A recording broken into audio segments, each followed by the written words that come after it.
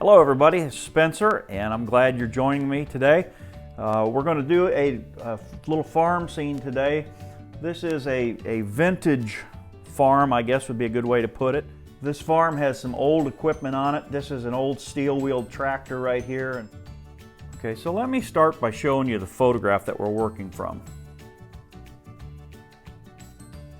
All right, and you can see that there's, of course, the white building in there, and then there's an orange gravity flow wagon in the background, and then there's an old tractor there. You don't see very much of it there.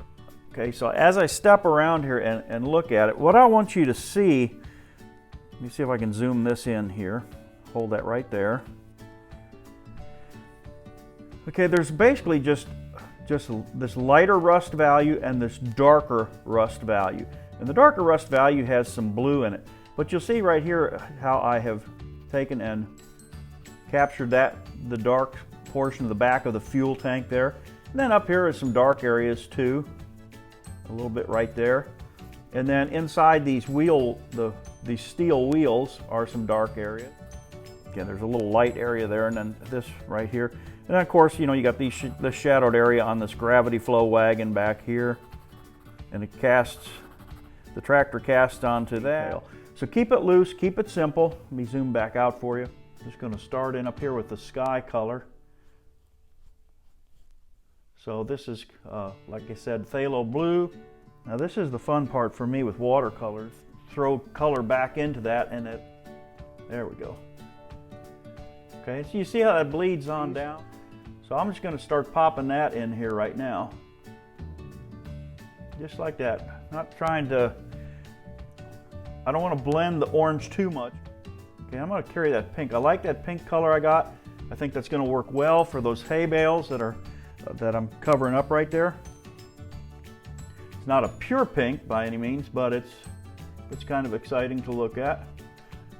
I need really some pure orange, particularly when I get over this wagon here. So that's what I'm going to do right there. Just bring that down along there. Notice I'm painting around the edge of the house. Okay, and I want to, before this dries up here, I want to get some more color in for these trees. You can see what I'm doing here. That's still wet, so I can inject color in there.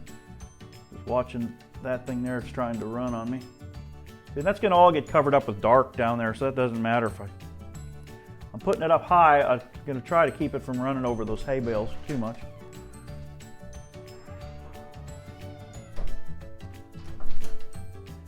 Just like that right there.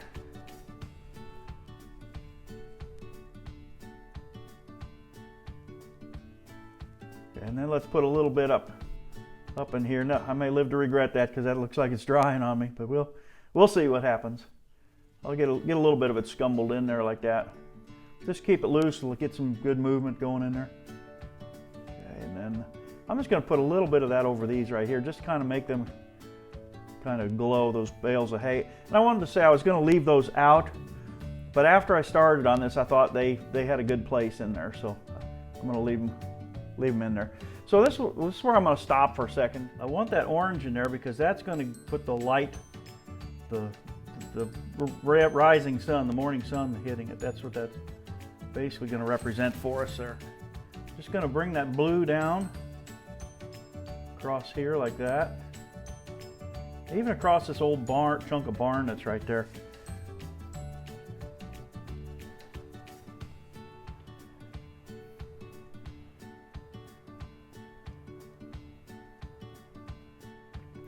To kind of make it more of a violet. There we go. Oop, that's a little too many steroids for it. There. Okay, thin it down. Remember, this stuff dries a lot lighter than what it looks wet, so I'm not too worried about that. Some of that blue back in there, and this roof up here. There we go. Okay, that works for me.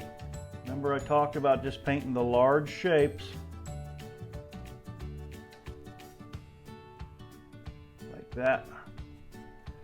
now I'm taking some thicker pigment, not thin down, and I see that, but I'm not worried about it.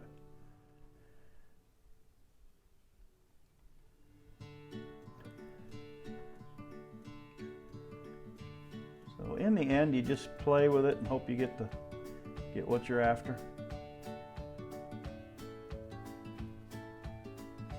And I'm taking too much time laying these trees, and I'm a big believer in get in there and get out, get it done.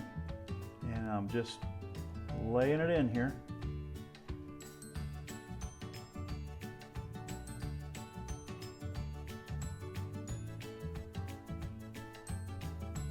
But it's just kind of getting them in there and getting it started. Again, all we're looking for is just to suggest that that's a tractor shape, not anything really defined. I don't want you to know what brand of tractor it is or anything like that.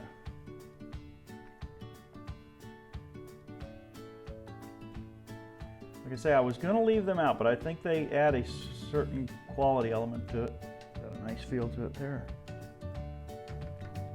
Add just a touch of magenta to it, just to give it some variety.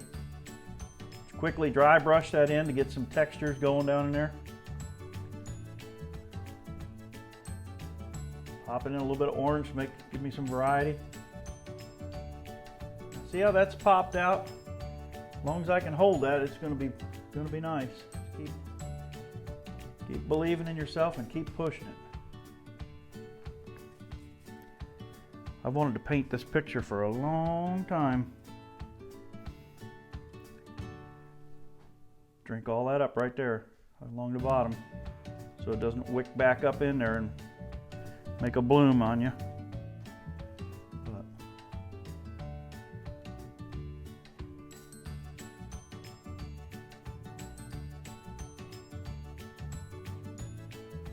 Call it.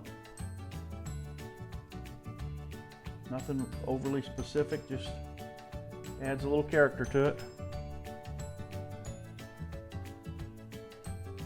But it makes the picture come to life.